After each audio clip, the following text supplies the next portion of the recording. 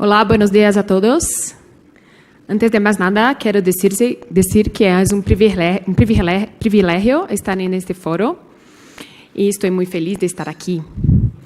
Contudo, debo reconhecer que não hablo espanhol, pero sí portuñol. Entonces, para evitar uma confusão, pido desculpas, pero voy a expresarme en inglés. Una otra palestrante también, Suzanne. Pero los otros, Héctor, ¿inglés? Héctor también. En Astrid and Melissa hablan en español.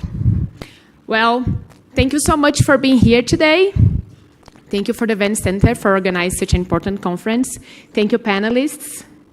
It's really a pleasure being here. My name is Juliana Ramalho. I'm the coordinator of the Charities, Social Business, and Human Rights Practice of Matos Filho. It's a law firm in Brazil. I'm also the former coordinator of the Pro Bono program, which I must say now we are in another level. We've been doing Pro Bono for the past 25 years, very active with the Event Center, and now we've just incorporated Matos Filho Institute. And one of its pillars is the promotion of Pro Bono and access to justice. We are very happy about that. But today, our panel are going to discuss business and human rights. It's a challenging subject, too. And I'm just going to make a very brief introduction on the subject. So it's been long recognized that business has a profound impact on human rights. And this impact can be positive when generate jobs, but it can also be negative when, for example, a mining company displaces some communities. On the other side, our international treaties only pose duties to states and not any legal duties to private actors. So in this scenario, it has been a long-stay debate about the responsibilities of business for human rights impact. That was the scenario where the guiding principles on business and human rights were developed. They were developed in 2001, and they were approved in 2001 and were developed by 8 years by a professor from Harvard, John Ruggie. The purpose of the guiding principles were to clarify the different roles of the states and the business when we have human rights impact. It's a set of 31 principles, and it's actually based in 3 pillars.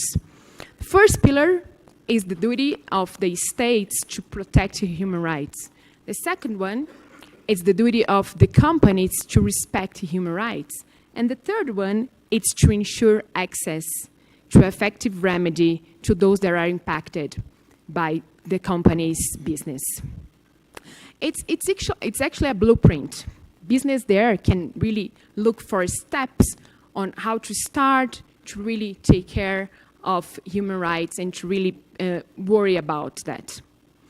But we have a business case to really respect human rights. And that's why we are that's the subject of our panel today. So the question we're gonna answer is why business should care about human rights. We have win-win situations when it's really very good for business to incorporate human rights in their transactions. So the first person I'm going to ask to talk about the subject is Melissa Ortiz. Melissa is the representative of the Business and Human Rights Resource Center in Mexico, Central America, and the Caribbean. Melissa's work has been focused on issues of government and open parliament, legislative impact and advocacy, gender equality, and human rights.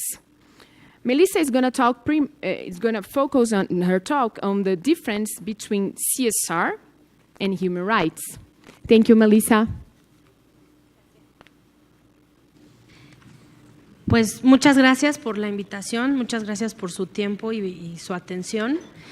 Y bueno, antes de empezar quisiera darles una breve descripción de qué hacemos en el Centro de Información sobre Empresas y Derechos Humanos. Somos una organización de derechos humanos basada en Londres y que tiene representantes a nivel global, como yo, literal en todo el mundo. Somos una organización independiente, no tenemos relación con ningún gobierno ni con ningún interés religioso, político o económico. No aceptamos donaciones de corporaciones, ni de colectivos de corporaciones, ni de ejecutivos de corporaciones. Y los estándares por los que nos seguimos son justo los estándares internacionales en derechos humanos. Entonces, cubrimos temas como derechos laborales, nuevas formas de esclavitud, conflictos sobre recursos naturales, acceso a la información, libertad y privacidad de datos, el tema de asesinatos, ataques y criminalización a defensores y defensoras de derechos humanos, derechos de los niños, temas sobre cambio climático, contaminación y derechos ambientales, todas las formas de discriminación, raza, género, etnia, preferencia sexual, religión, etcétera, acceso a la salud, temas sobre violaciones y acoso sexual, tortura, pueblos indígenas, tierra, territorio, desplazamiento de las comunidades y los pueblos indígenas y afro, acceso al agua, seguridad laboral, en fin, entre otros temas. Nuestros principales objetivos de trabajo son, por un lado, construir mayor transparencia corporativa. Una de las principales cosas que hacemos es difundir información sobre los impactos positivos o negativos de compañías. Actualmente hemos difundido información de más de 7,500 compañías. Es información que se encuentra disponible de libre acceso en 7 idiomas distintos. También construimos capacidades entre los defensores y las defensoras de derechos humanos por medio de talleres, por medio de construcción de reportes y guías junto con las y los defensores, en donde lo que queremos es estimular la discusión y amplificar la voz de los grupos vulnerables y de las y los defensores. Trabajamos mucho también en fortalecer la responsabilidad corporativa. Lo que hacemos es, con un instrumento, una metodología interesante, es llamar a cuentas a las empresas a responder sobre alegaciones y sobre posibles responsabilidades en violaciones a derechos humanos. Una vez que detectamos la violación al derecho humano y detectamos que hay una empresa involucrada o que posiblemente puede estar involucrada, le pedimos a la empresa su postura. No nos quedamos solamente con la postura en medios o de los afectados, sino que buscamos que la empresa rinda cuentas y explique su postura sobre la alegación específica. Esto ha permitido que se pueda establecer, por un lado, información que le sirve a las personas afectadas para futuros casos de litigio o para buscar la reparación del daño.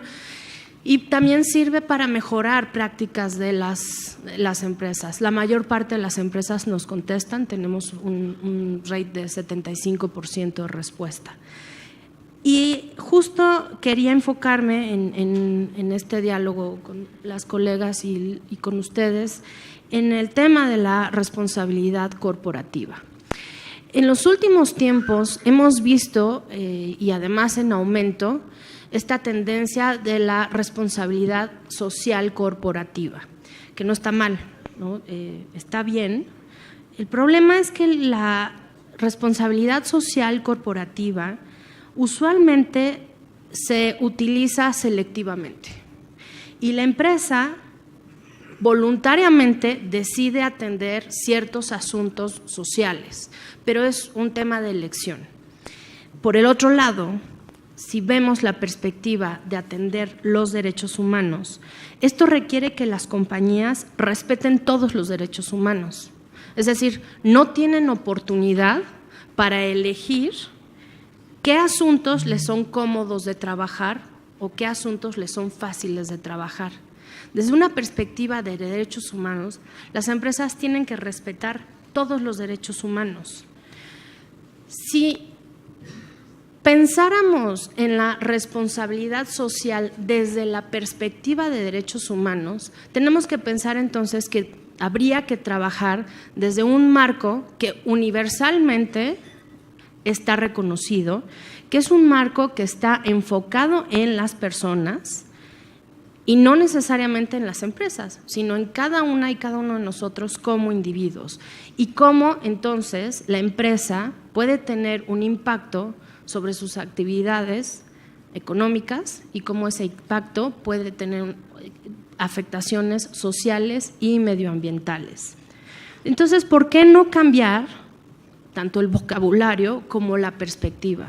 ¿Por qué no dejar atrás la responsabilidad social corporativa, que puede quedarse limitada, y empezar a incorporar en nuestra responsabilidad corporativa la responsabilidad corporativa de respetar los derechos humanos? Hay que ser realistas. Sería muy naif pensar que las empresas y los negocios no impactan sobre los derechos humanos. Lo hacen constantemente. Desde que una empresa tenga una política laboral saludable y de acuerdo a la ley, hasta mayores impactos negativos o positivos en la sociedad, en los y las defensores de derechos humanos y en el medio ambiente. Cada compañía, no importa el tamaño, no importa el alcance, no importa el sector en el que se desarrolle, va a impactar derechos humanos. Y sobre de esa lógica hay que pensar que entonces no solamente impacta, sino que tiene responsabilidades. Las compañías pueden efectivamente impactar, y hay que pensarlo cuando hablo de impactos no necesariamente en la perspectiva negativa, también pensar cómo podemos impactar positivamente sobre la agenda de derechos humanos. Y en este sentido no podemos continuar con la idea de que los estándares de derechos humanos solamente se aplican a los gobiernos y no al sector privado. Algunas empresas siguen diciendo que su sola obligación es cumplir con la ley, lo cual está bien, pero a veces esas leyes, no son suficientes o están muy lejos de alcanzar los estándares de derechos humanos a nivel internacional. Entonces, me estás diciendo, empresa, que estás cumpliendo una ley que, lejos de respetar derechos humanos, puede incluso estar violando derechos humanos. Y lo que es cierto es que el preámbulo de la Declaración Universal de los Derechos Humanos dice que todos los individuos y todos los órganos de la sociedad tienen que promover y respetar los derechos humanos. Y entonces ahí entran las empresas sin más ni más. La idea es que todas y todos tenemos derechos y somos libres. Y tenemos que concebirnos eso como personas que tenemos esos derechos por ser seres humanos. Aún si hubiera un marciano entre nosotros, lo abrazaríamos con estos derechos, ¿no? Entonces, y esto de lo que estamos hablando es de dignidad humana. Entonces, las compañías, las empresas, tienen que empezar a pensar en la perspectiva de manejar efectivamente sus responsabilidades sobre el impacto de esta agenda de derechos humanos. Y como mencionaba Juliana al principio, esta forma de incorporar los derechos humanos, o cuando hablamos de incorporar los derechos humanos en el sector empresarial, tiene que fundamentarse en 3 pilares. El pilar de proteger, donde el Estado tiene la tarea de proteger los derechos humanos. El segundo pilar, que es el de respetar, donde las empresas tienen que respetar los derechos humanos. Y por último, el pilar del remedio, de cómo vamos a encontrar mejores mecanismos judiciales y no judiciales para el acceso al remedio a las víctimas. La mayor parte, y esto es así, la mayor parte de las empresas y de los negocios ponen muy poca atención en los derechos humanos. Y no porque sean una bola de mala ondas y quieran violar los derechos humanos para entonces enriquecernos, no. La verdad es que la mayor parte no ven la relación que hay entre derechos humanos y qué tan relevante puede ser con sus actividades. Y la mayor parte no está poniendo atención de cómo esta conexión de sus actividades con derechos humanos, al no estarla visualizando, lo que está produciendo es que se violen los derechos humanos. Y muchas veces las empresas no ven la conexión de toda su actividad, en todo el sentido, y toda su actividad, cómo está impactando sobre la sociedad. Como la idea de este panel es hablar en cómo integrar derechos humanos en el sector de negocios y empresarial y desde una perspectiva ganar-ganar, en vez de darles un montón de ejemplos de cómo las empresas violan los derechos humanos, me voy a enfocar en cómo, si ustedes tienen una empresa, insisto, no importa el sector, no estén pensando solo en industria y minería, no importa el sector, empresa. Si ustedes tienen una empresa, si ustedes representan a una empresa o si ustedes aconsejan a una empresa, pues aquí algunos tips de qué se puede hacer para incorporar los derechos humanos en el ADN de la empresa. El primer tip que yo daría es, sí, cumplan la ley, ¿no? Ese es, parece obvio, pero es fundamental. Punto número 1, hay que cumplir con la ley, ¿no? Pero si identificamos que el lugar donde operamos o el lugar de donde es nuestra empresa, la ley no necesariamente se está cumpliendo, no se lleva a cabo, si puede no estar ausente o puede ser inconsistente con los estándares de derechos humanos, hay que recordar que las empresas tienen que respetar los derechos humanos, aunque los gobiernos no lo hagan, ¿no? Y para esto hay un marco internacional enorme sobre distintos derechos y distintas formas de aplicar los derechos humanos. Segundo, considerar todas las actividades de la empresa y su conexión con toda la gama de derechos humanos.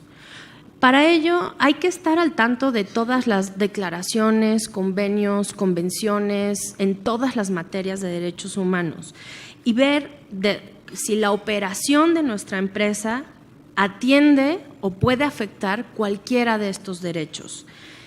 Y en ese sentido hay que estar al tanto no solamente de cómo opera en términos del headquarter ni oficina, sino cómo opera todo, cómo operan las plantas, pero las cadenas de suministro, pero recursos humanos, pero el contacto con la población, todas las partes de la operación, desde la más básica hasta la más compleja y desde el CEO hasta el obrero, absolutamente todo.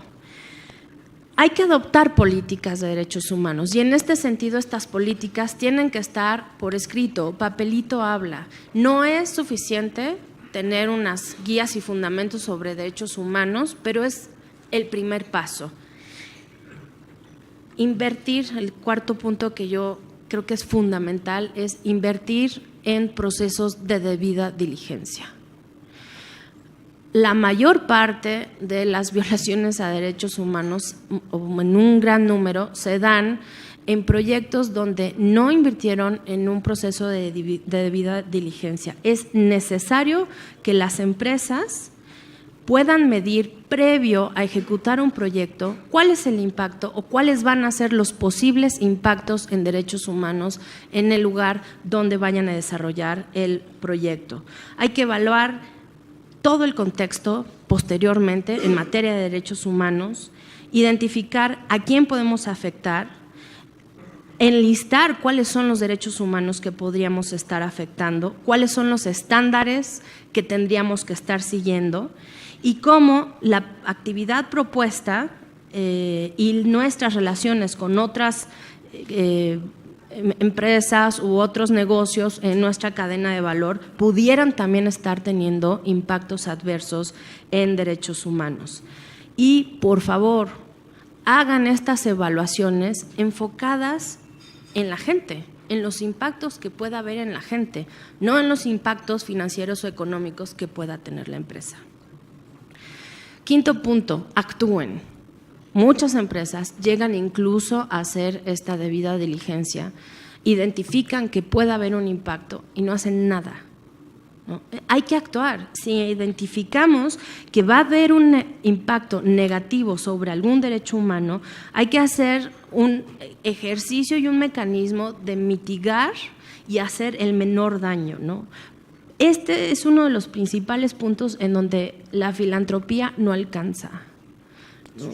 Cuando se viola un derecho humano, una buena acción no es necesariamente la mejor solución. Se necesitan mecanismos mucho más robustos, mucho más completos para remediar esa violación.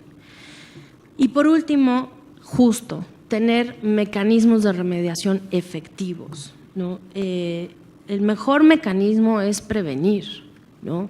y tener medidas que puedan prevenir estas violaciones o daños a la población. Y una vez que digamos, bueno, vamos a tener este mecanismo, estos mecanismos tienen que ser legítimos, tienen que ser accesibles, tienen que ser predecibles, tienen que ser equitativos, tienen que ser transparentes y sobre todo tienen que ser consistentes con los estándares internacionales en materia de derechos humanos. Estos son solo algunos tips, pero como bien decía Juliana en la introducción, existen los principios rectores en materia de empresas y derechos humanos. Habemos varias organizaciones que estamos trabajando en la materia a nivel nacional, a nivel regional y a nivel internacional, que hemos estado elaborando estándares y hay un montón de organizaciones trabajando puntualmente en derechos ambientales, laborales, trabajo forzado, migración, en fin, género, diversidad sexual. Hay un montón de estándares para ir incorporando la agenda de derechos humanos en nuestros negocios. Creo que me queda poco tiempo. Pero bueno, yo quisiera cerrar diciéndoles que las empresas y los negocios pueden ser un factor de cambio y son un factor de cambio, ¿no? Llevamos mucho tiempo, muchos de nosotros, trabajando temas de derechos humanos, enfocándonos a querer cambiar al Estado y bueno, una es necia y quiere hacerlo, ¿no? Pero no dejaremos de hacerlo. Pero creo que, y estoy convencida de que en la medida en que el sector económico, en la medida en que los empresarios, en la medida en que los emprendedores empiezan a incorporar esta agenda de derechos humanos, puede haber incluso un rol de presión desde el empresariado al Estado en términos de tienes que cambiar, tienes que mejorar tus prácticas. Y lo que sí hemos visto es que en la medida en la que grandes empresas empiezan a cambiar, otras empresas del sector o empresas más pequeñas empiezan a cambiar y a incorporar los derechos humanos, como digo, en su DNA. Y sí, hace falta muchísimo por hacer todavía. Esto no es un tema de corrección política, no es un tema de moda, buena onda, me voy a ver bien, no. O sea, las implicaciones de que las empresas no estén incorporando derechos humanos tiene repercusiones directamente sobre las empresas porque cada vez vemos más litigios en contra de empresas por haber violado derechos humanos en distintas materias, medioambiental, laborales, diversidad, inclusión, en fin, asesinatos, violaciones también. Cada vez es más frecuente que veamos estos recursos, cada vez hay más inversores y tomadores de decisiones que antes de colocar su dinero en un proyecto o en una empresa quieren saber que esa empresa no va a generar impactos negativos y que por supuesto no va a hacer que su dinero se vea manchado sobre impactos negativos. Pero sobre todo, hay gente que está muriendo por la actividad de empresas. Hay gente que está siendo criminalizada, hay gente que está siendo desplazada por actividades empresariales. No es el gobierno, son actividades empresariales. Nosotros en el Centro de Información sobre Empresas y Derechos Humanos hemos registrado en los 2 últimos años alrededor de 950, que yo creo ya para estos 3 meses que llevamos ya superamos los más de 1,000 casos de ataques a defensoras y a defensores que trabajan el tema de derechos y empresas. O sea, no, estamos considerando solamente defensoras y defensores que están vinculando la defensa de sus derechos con las actividades empresariales.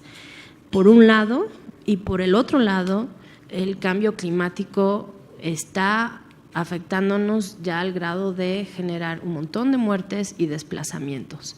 Si estas no son razones suficientes para incorporar derechos humanos en las empresas, me retiro y hago otra cosa. Muchas gracias.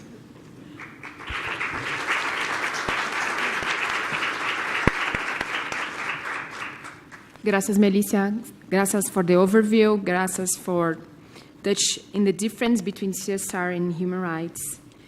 And special thanks to touch base on the due diligence. It's definitely, if you need to choose one thing to keep in your mind, remember that due diligence before starting a project or even during a project, it's fundamental to really mitigate any impact you may have in human rights.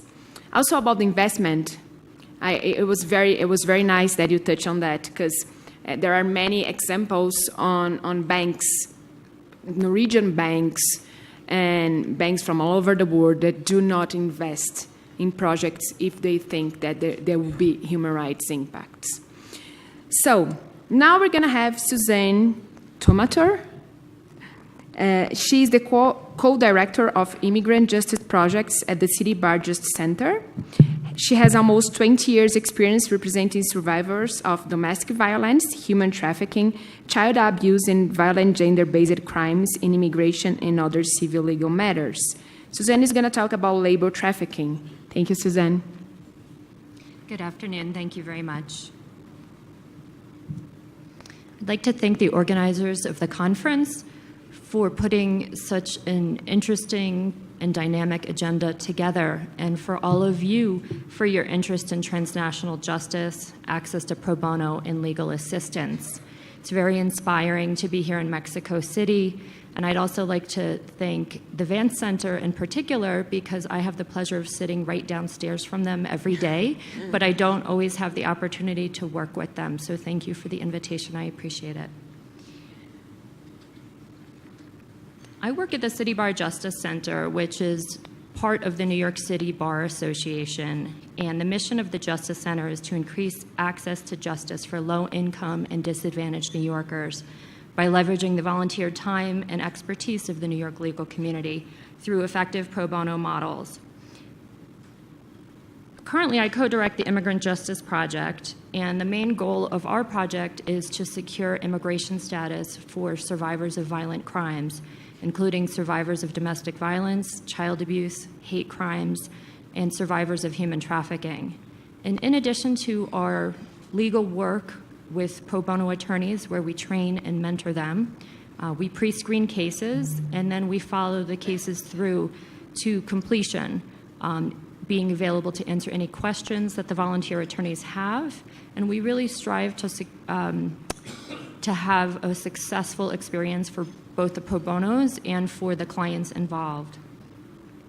Since 2002, in addition to our work on immigration, the project has assisted survivors of human trafficking in applying for not only the immigration relief, but seeking compensation from their traffickers.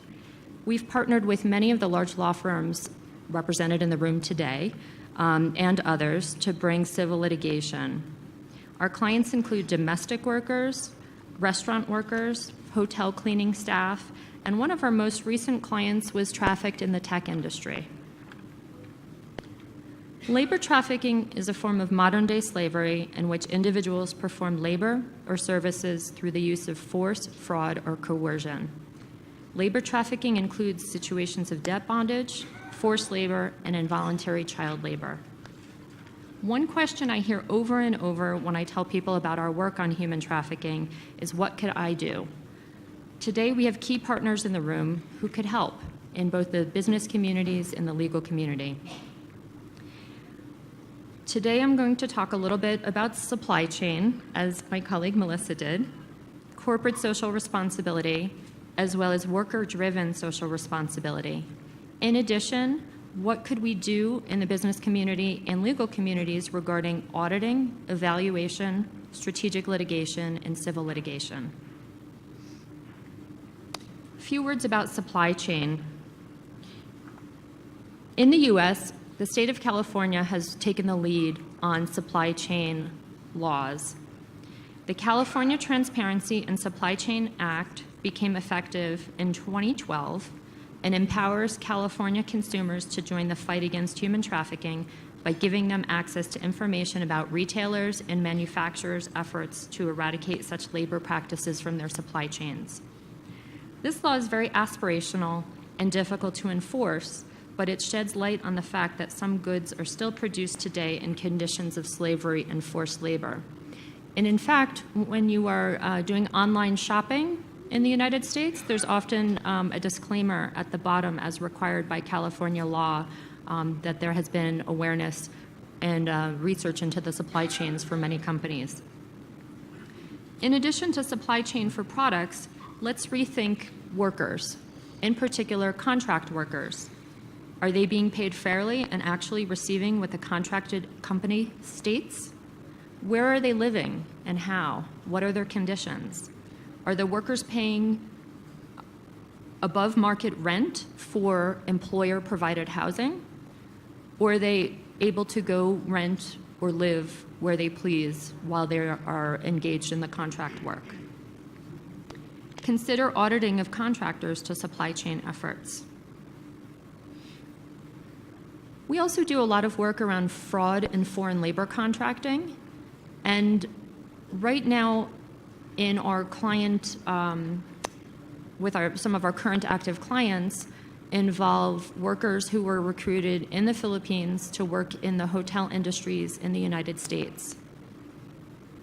Many individuals in the Philippines, it's very common to go work abroad for a few years, earn money to support the family back home, send money back home.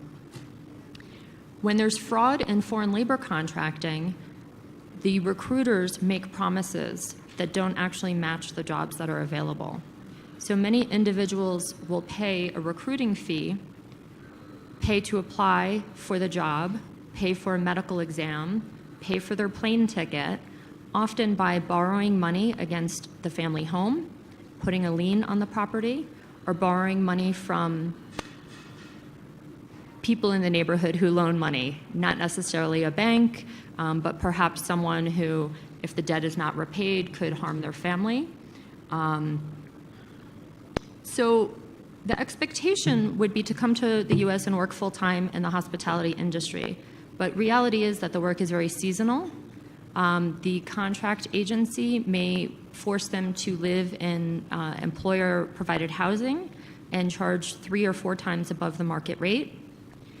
And the work is tied to the immigration status. So if the worker is not receiving the hours they were promised or the conditions are substandard, they're not freely able to go find another job because it's so closely tied with that visa.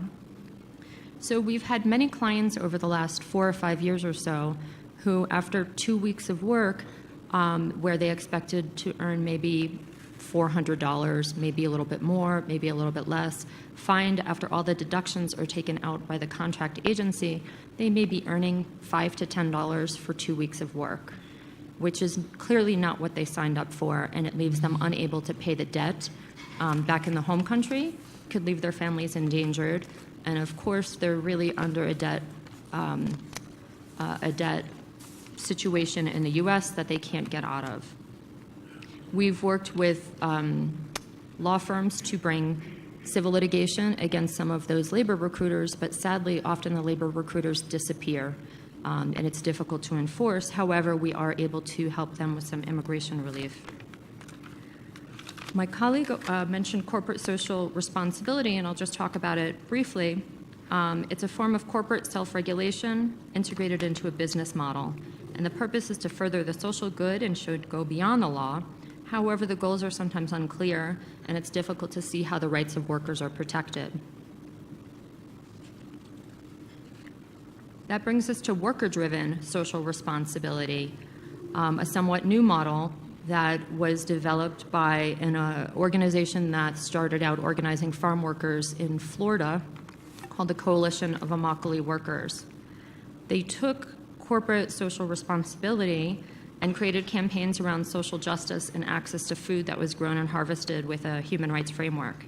And some of their early victories included raising industry-wide wages for farm workers in the tomato industry, and their labor organizing efforts led to negotiations with large corporations, including McDonald's and Burger King. They went on to develop the Fair Food Program and created legally binding agreements signed by some of the largest companies in the U.S., including Walmart and McDonald's, to buy tomatoes only from those businesses that meet program standards. The Fair Food Program educated consumers to use their buying power to support better wages for workers. They often went out to college campuses and had campaigns to educate young consumers to spread word about their actions. Workers within the program averaged weekly pay raises between 20 and 35%, and many labor abuses were eliminated.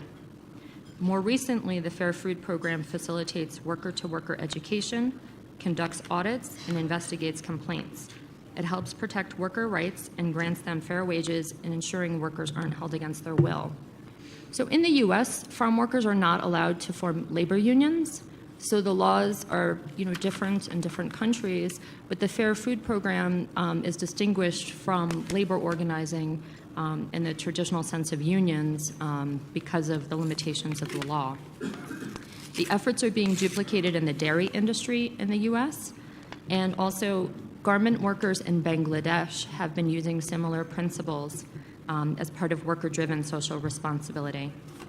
So the win for the business side is to show positive publicity to show support for buying ethically produced food supported by consumers.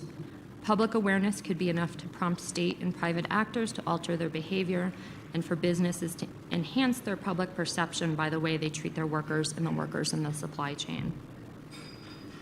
So how does the legal community get involved in pro bono anti-trafficking efforts? Labor trafficking is a very hidden crime. I bet many folks are familiar more with the concepts of sex trafficking, but most people don't think initially about labor trafficking. People will know when they are being treated unfairly in the workplace, but few come forward and self-identify as trafficked. So if you are a lawyer looking to develop pro bono work in this area, I suggest getting to know the advocates in the community who work on the ground with labor organizers, community-based organizations, and other NGOs. Most NGOs do not have the staffing or litigation expertise to help bring the cases to the courts, and the advocates will know the issues that their community is facing.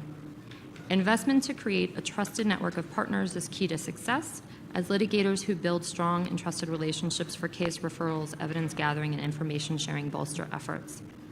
Strategic litigation is a tool to hold both states and private actors accountable for human rights violations.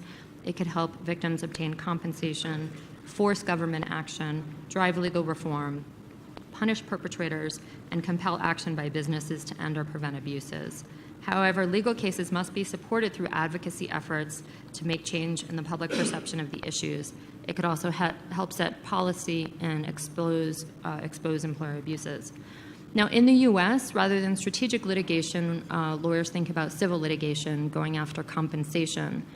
The downside to most civil litigation is it settles outside of court, and there are often confidentiality agreements, so it's not covered in the press, in the newspaper.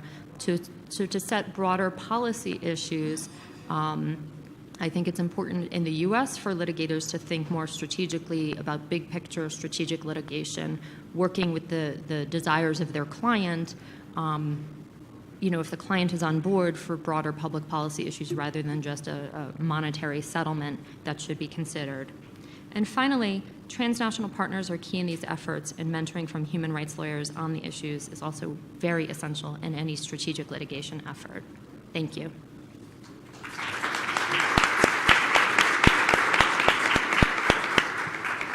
Thank you, Susan. Thank you for introducing us, or at least me, to the work-driven social responsibility concept. I was not really aware of that. And before I hand over to Astrid, I just want to make a question. What is the difference between the work-driven social responsibility and labor unions? just like 2 minutes. It's almost like going back to basics, but as I said, in the United States, farm workers are not allowed they're excluded from the labor laws. There was a specific carve-out to exclude them. So in order for farm workers to assert their labor rights, they're just simply not able to do it through the same legal channels that other workers in the U.S. are, as well as domestic workers are also excluded from most of the labor laws in the United States. So I can't speak highly enough about the work of Coalition of Immokalee Workers. I had the pleasure of getting to know them when I co-chaired the Freedom Network, which is a national U.S.-based network of human trafficking organizations, direct service providers. And if you ever have the opportunity to see them speak or look through their website, there's some documentaries that were made about the organization.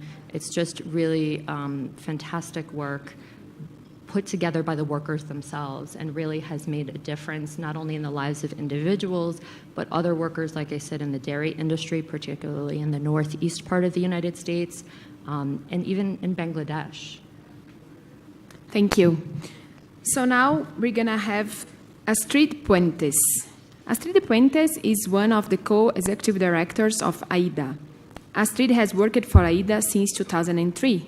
She has significant experience with public interest litigation, especially in the field of human rights and the environment. Thank you, Astrid. Thank you. Buenas tardes a todos y a todas. Muchísimas gracias por la invitación. Quisiera hoy compartirles nuestra experiencia desde AIDA, que es una organización no gubernamental regional. Trabajamos en América Latina, justamente usando el derecho, específicamente las normas internacionales de derechos humanos y ambiente para la protección del ambiente y de los derechos humanos. Y quisiera agradecer especialmente también al Van Center, con quien hemos tenido el honor de trabajar en algunos proyectos juntos respecto de identificación de mejores prácticas, por ejemplo, para protección de corales, e incluso identificación de mejores estándares o de cuáles son los estándares en términos ambientales. Y ante la pregunta que Juliana nos hizo respecto de por qué las empresas deberían estar protegiendo derechos humanos y estos espacios de ganar-ganar, yo estaba pensando como en 3 puntos específicos que quisiera abordar. La primera es un poco obvia y es porque es una obligación, ¿no? Tanto de las empresas como de cada uno de los seres humanos del planeta, es una obligación respetar los derechos humanos. De la misma manera como tenemos los derechos humanos y tenemos el derecho de verlos protegidos, también es parte de una obligación.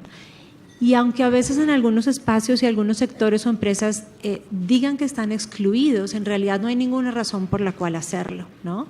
Es cierto que a nivel internacional los estándares no son obligatorios, existen estándares voluntarios, pero a nivel nacional sí existe esta obligación.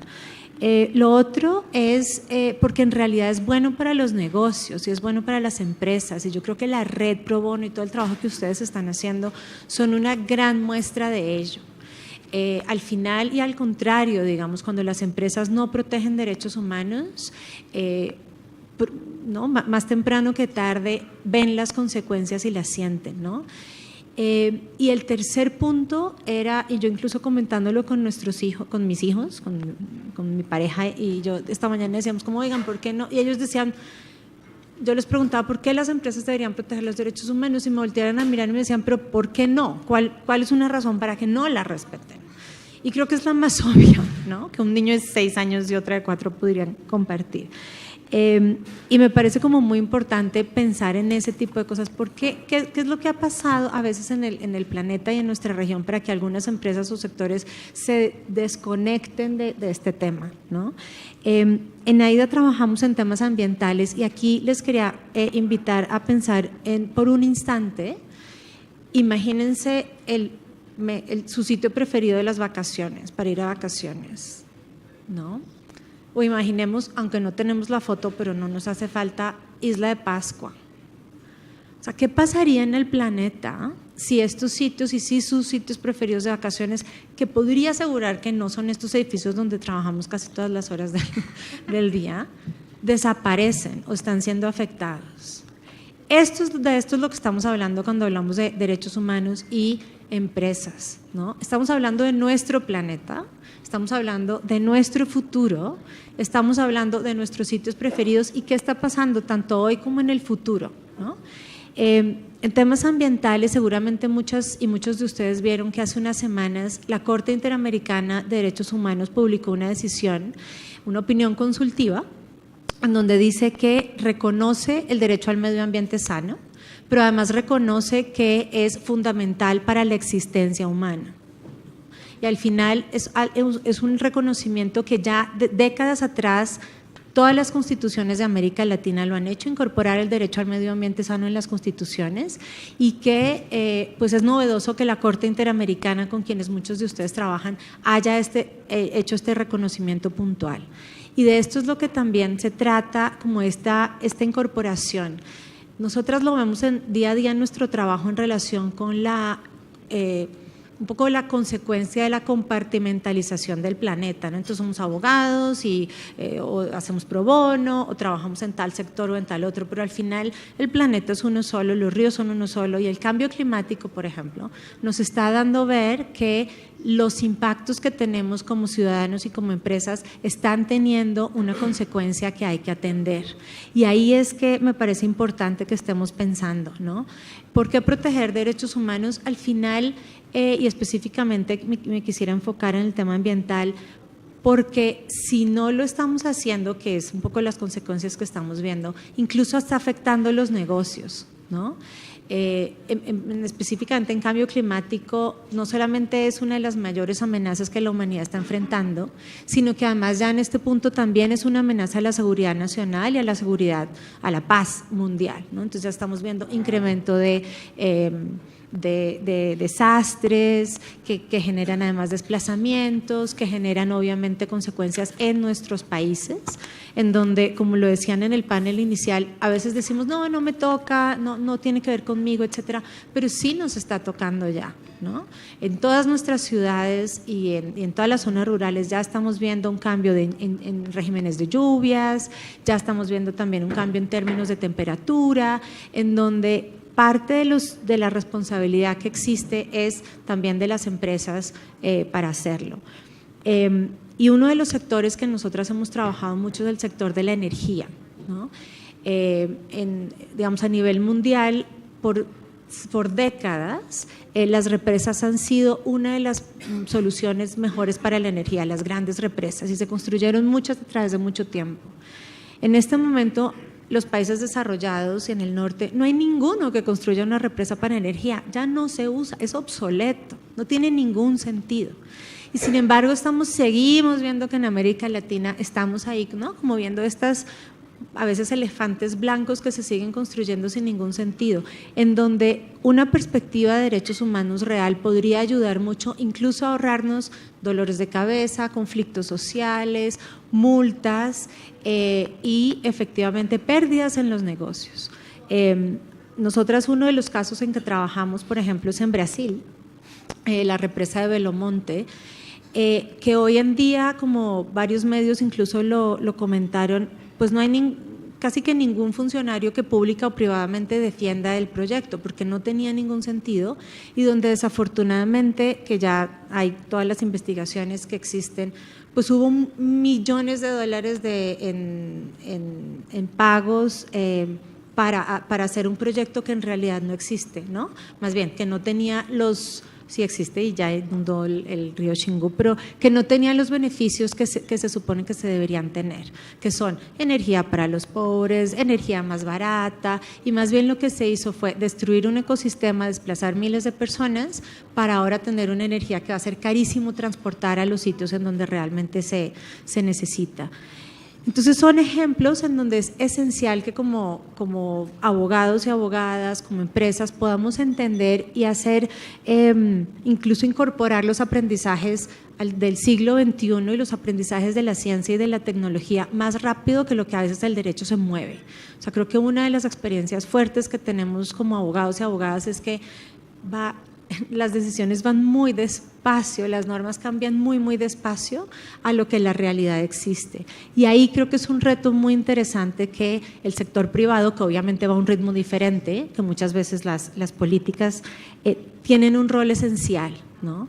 En donde se identifiquen cuáles son los beneficios, cuáles son los costos y se empiecen a incorporar.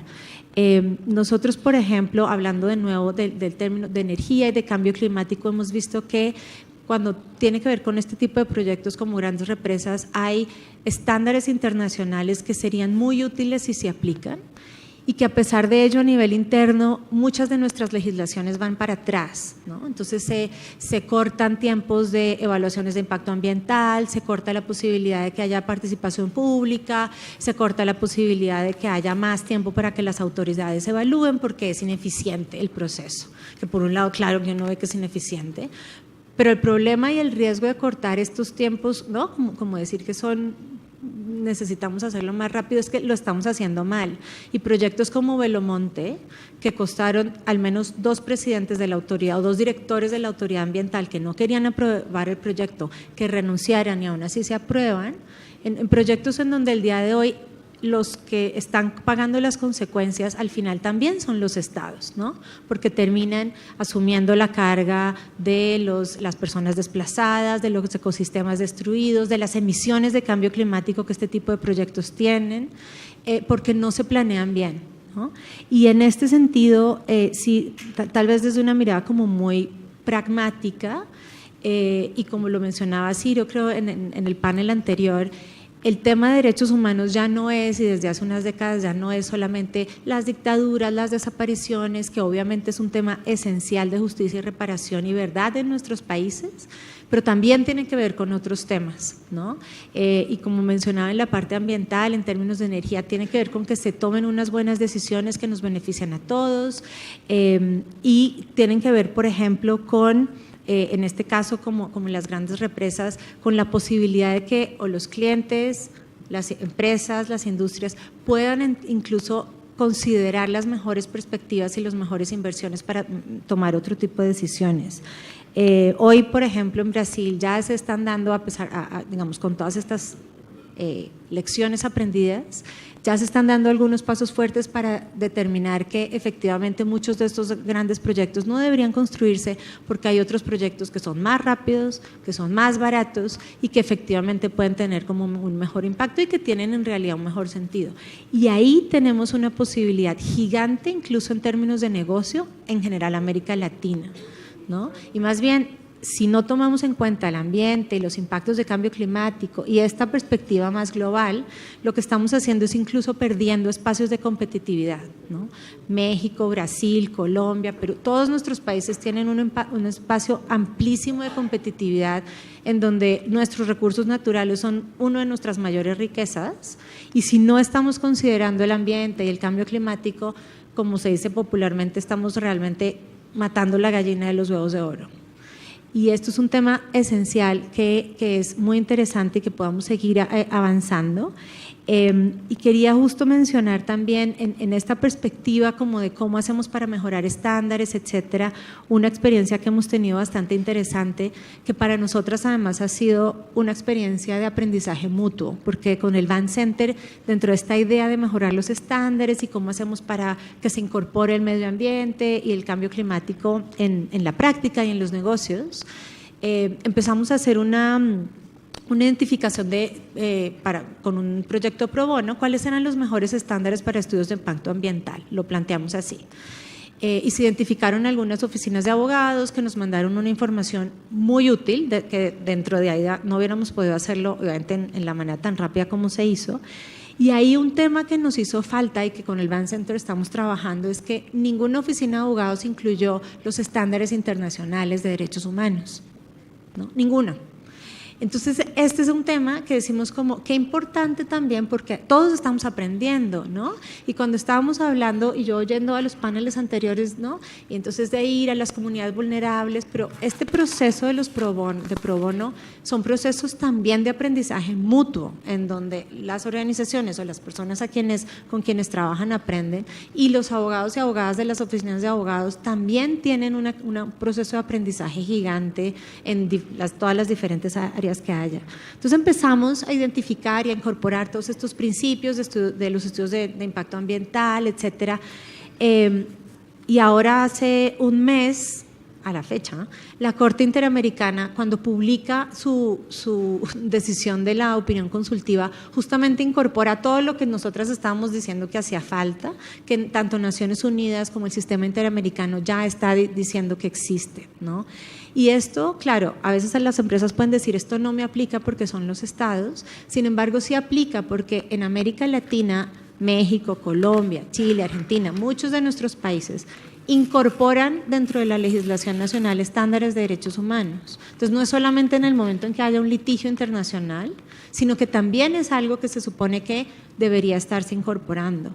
Y uno de los temas claves también que para nosotras hemos identificado es que estos estándares, incluso trabajando con algunas o hablando con algunos, en algunos casos con algunas empresas, ayudan a llenar vacíos que de otra manera la legislación nacional no tiene, y que este tipo de estándares también y de ejercicios ayudan a casi que evitar dolores de cabeza y a disminuir conflictos que de otra manera, cuando no se cumplen y no se aplican, ahí van a estar constantemente.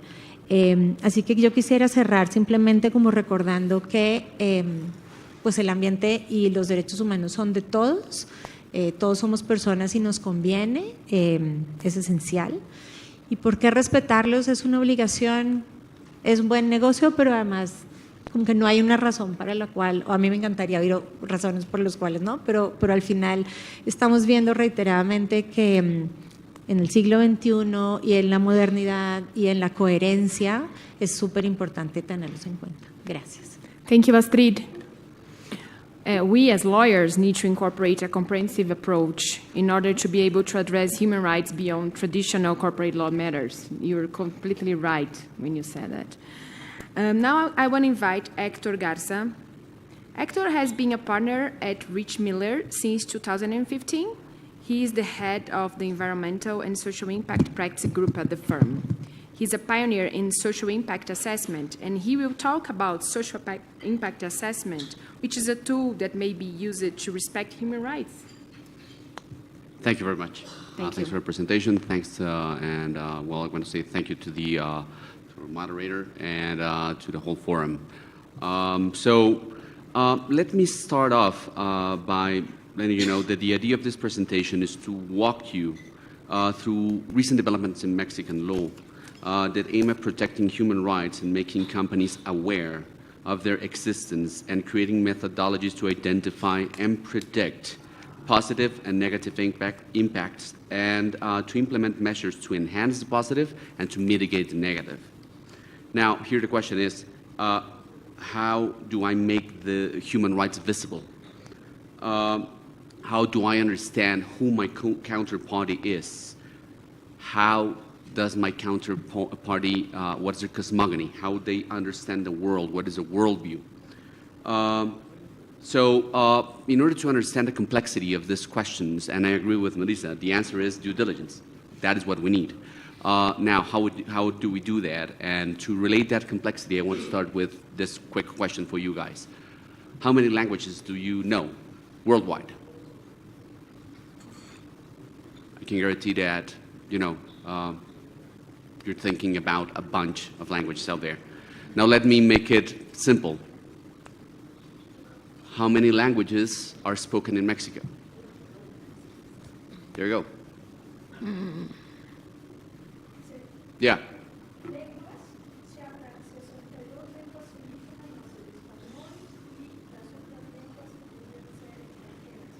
Correct.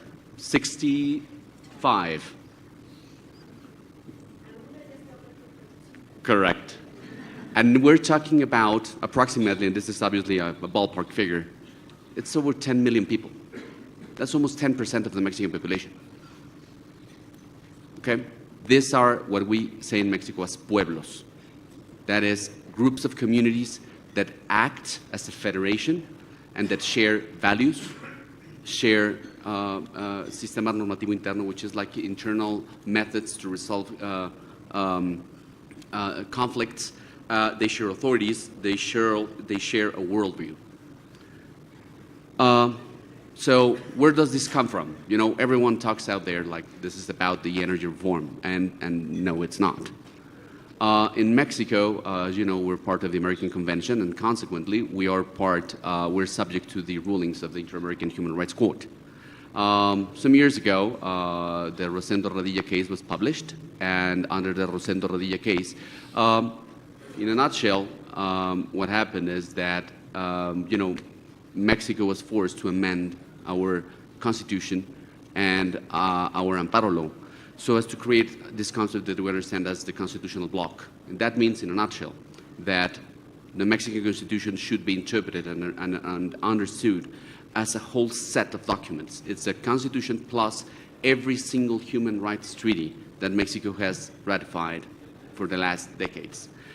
And, furthermore, then, the next question was, well, but is the jurisprudence issued by the Human Rights Court mandatory or not in Mexico? And, well, there was some way back and forth, but in the end, the Mexican Supreme Court of Justice, the final decision was, yes, it's mandatory, as long as that jurisprudence protects the pro hominem principle. So this is a big shift in the Mexican understanding of what human rights are. And this is why, from one day to the other, all of this concept about human rights, international treaties, and the pro hominem principle became something in Mexico. Furthermore, in Mexico, we love our human rights treaties, as this is a very short list. 1, 2, 3, 4, 5.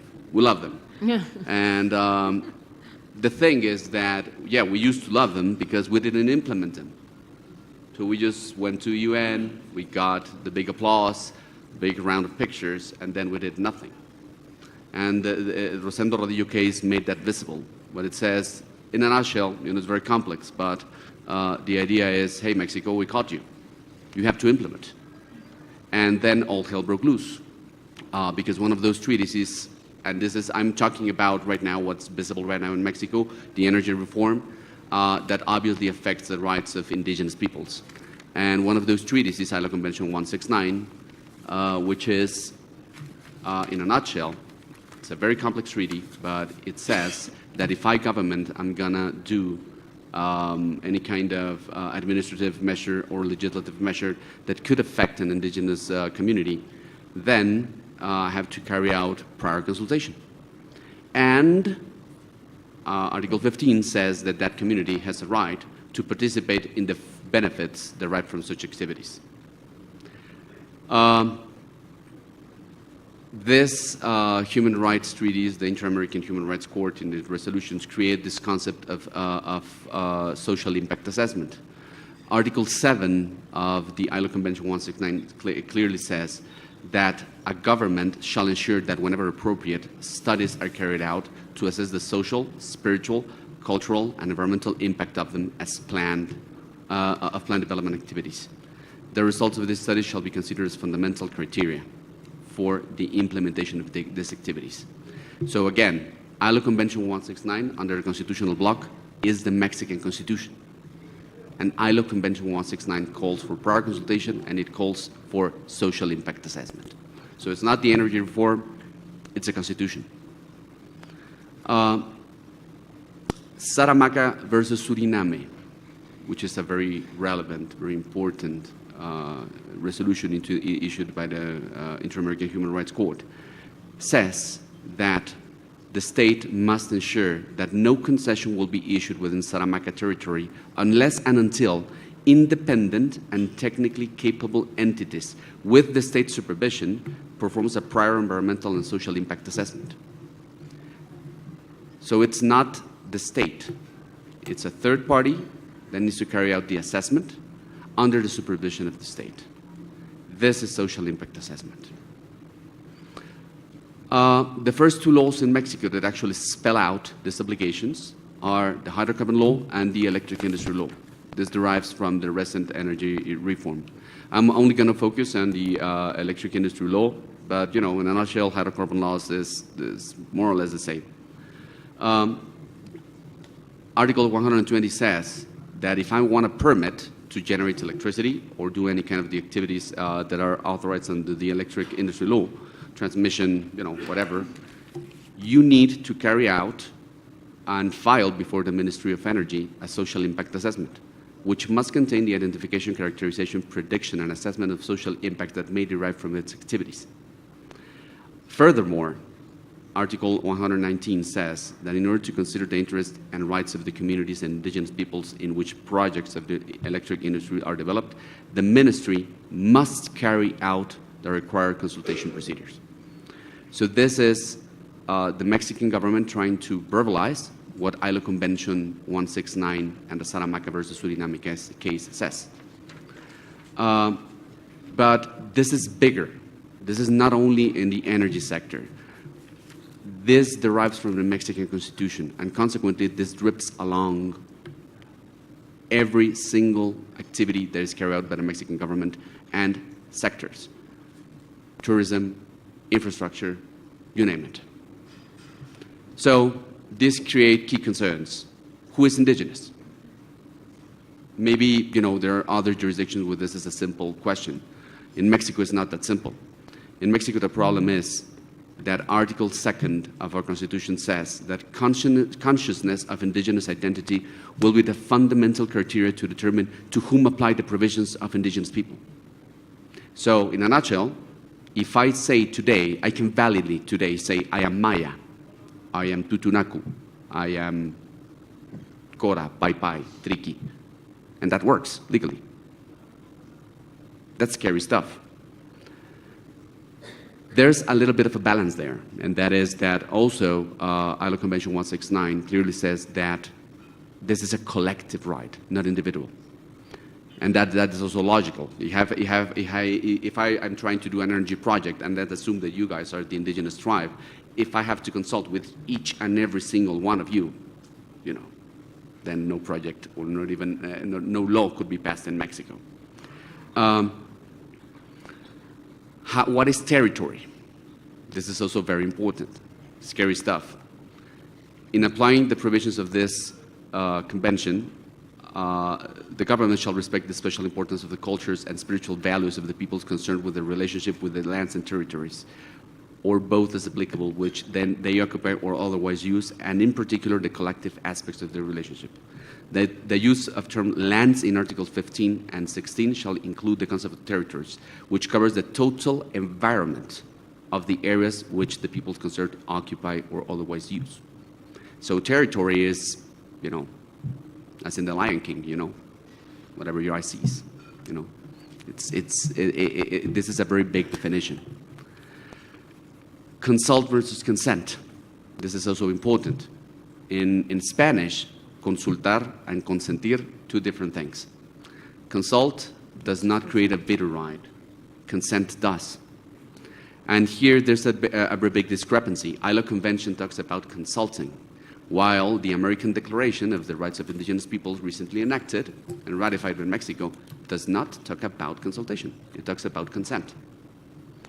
Thanks God, the American Declaration is not technically, it's not binding, because it's a declaration, it's not a treaty. But this is scary stuff. Okay. Oh, okay. So I'll leave you with this very final and important concept. When is prior consultation needed? And this is, again, something that has been a huge argument in Mexico. If the government would need to consult every single action that they are doing, then the government wouldn't be necessary. So it's only when a project or a law causes significant impact.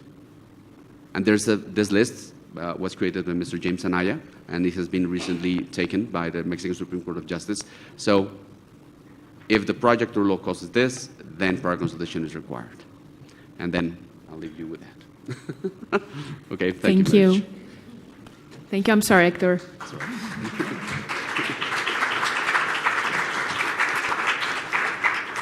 Thank you all. I would like to have just one question because we are running out of time.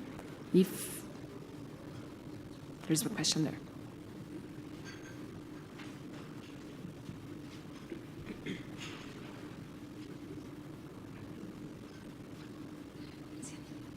Sí, buenos días a todos y todas. En realidad quisiera más bien tomarlo como una reflexión y dejarlo como una pregunta al panel. Mi nombre es Mónica Cáceres, soy de Paraguay. El año pasado tuvimos como proyecto la defensa ambiental, la asistencia legal en defensa ambiental a comunidades urbanas que trabajan por el tema de la conservación de parques y plazas. Y en ese tren de cosas tuvimos un caso muy grave que nos deja la siguiente digamos, reflexión, que es uno de los temas que acabaron de mencionar al inicio. ¿Qué podemos hacer cuando esa vinculación entre las empresas y el gobierno local violan todas las disposiciones ambientales de protección y ponen a la ciudadanía que defiende la conservación y la preservación en un estado de indefensión total, sobre todo cuando también se cuenta con una justicia complaciente? La pregunta es, ¿qué podemos hacer ante este escenario? Y quiero aprovechar también esta oportunidad que me dan para hacer pública la mención de la empresa que es Fortune International y la Municipalidad de la Ciudad de Asunción, que de manera conjunta han degradado el suelo de un parque urbano, parte de un parque de 24.000 metros cuadrados, es el segundo pulmón de la Ciudad de Asunción, para construir una calle, disfrazando de calle pública cuanto que es un cul-de-sac para el acceso a los edificios que está construyendo esta multinacional. Además de degradar y de derribar árboles de vieja data en un número de aproximadamente 25 árboles. Algunos de ellos que están también en situación de, ¿cómo se llama? Son especies que están por extinguirse, sí. Eso es todo. Muchas gracias. Thank you. Who wants to answer? But also, that's the only question we're going to have. I just want to ask you also to, in your final words, to just say one good example of a company, because we are here to talk really about win-win situations. So if you could just say name of a company that has a good example or a situation or a case that you remember, it would be very helpful too.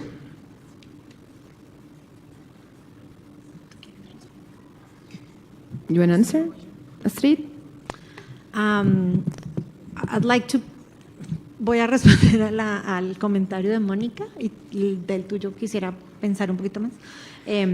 Es que además hablar, como mencionar nombres específicos es muy difícil, pero el caso que mencionas, Mónica, desafortunadamente es como el pan de todos los días. Y acá yo quisiera mencionar, bueno, ¿qué se puede hacer? Parte de, creo que una cosa esencial cuando ya no se puede hacer nada a nivel nacional es llevarlo a nivel internacional, tanto con una denuncia como con una campaña. En ese sentido, aunque por ejemplo el espacio de Naciones Unidas no tiene espacios obligatorios como de denuncias, ayuda y ayuda bastante. Y lo otro también acercarse a nosotras. Una de las cosas que a veces pasa es que aunque las empresas cuando son transnacionales a nivel nacional a veces tienen una política completamente diferente de lo que tiene Headquarters o tienen políticas que se aplican. Yo estoy pensando por ejemplo en una minera que estaba trabajando en Colombia y cuando dijimos lo que estaba pasando decían no, pues que nosotros no hacemos así las cosas. Les decimos pues en Colombia sí las están haciendo así. Entonces también como tratarse de acercar tanto con acciones internacionales como con campañas, a veces también ayuda muchísimo. Pero este ejemplo, además de este parque, lo que tú mencionabas, que disfrazan esta vía como si fuera pública, pero en realidad es privada. Solo quiero mencionar un tema que no mencioné en el panel, pero con el que nos estamos enfrentando todos los días, y es esta lucha entre el interés público y el interés privado. Y la defensa de los derechos humanos es la defensa del interés público. Porque hoy tal vez no vamos a necesitar el sistema o tenemos buen acceso a la justicia o como mencionaban en el primer panel, por fortuna los que estamos aquí, las que estamos aquí tenemos posiciones privilegiadas. No sabemos hasta cuándo y ojalá que duren todo el tiempo, pero no todas las personas están en esta posición. Entonces sí insistiría mucho también como rescatar esto del interés público y el interés privado, porque muchos de los proyectos y desafortunadamente Belomonte, que es uno de los que trabajamos, es un ejemplo perfecto también de lo que no era interés público y de lo que no debería hacerse. Gracias. Do you have a good example? I'll have one. Sí, Mónica, gracias por el comentario y coincido con Astrid. Ese es el pan nuestro de cada día, o sea, este tipo de casos. Y sí recalcar que además vivimos en una región donde el impacto de empresas sobre derechos humanos va en aumento. Entonces, Yo también recomendaría buscar también a esta parte de la sociedad civil que está trabajando el tema. Digo, ahí sí, como anuncio, si tienen algún problema o quieren contactar a una empresa, búsquennos. Nuestra postura siempre es imparcial con las empresas, en ese sentido, en decir, no te estoy culpando, solamente quiero saber cuál es tu postura, y muchas veces en estas respuestas surgen claves o caminos de hacia dónde ir. Como bien dice Astrid, hay un montón de empresas transnacionales donde la cabeza no sabe qué es lo que está haciendo la filial a nivel local.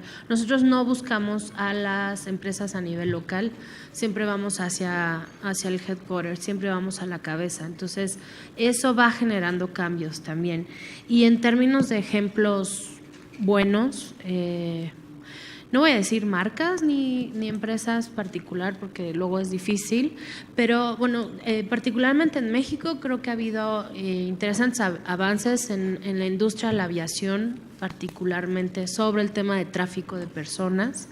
Es una industria que en el último año ha logrado empezar a activar procesos y mecanismos de alerta que ha generado que haya sobre todo niñas que se han salvado de ser llevadas a redes más grandes de tráfico de personas, ¿no? Recientemente, hace un mes más o menos, rescataron una niña en vuelo de Morelia hacia Mexicali, a punto de que la cruzaran a Estados Unidos, y ahí sí olvidarnos de una nena de 13 años para fines de explotación sexual.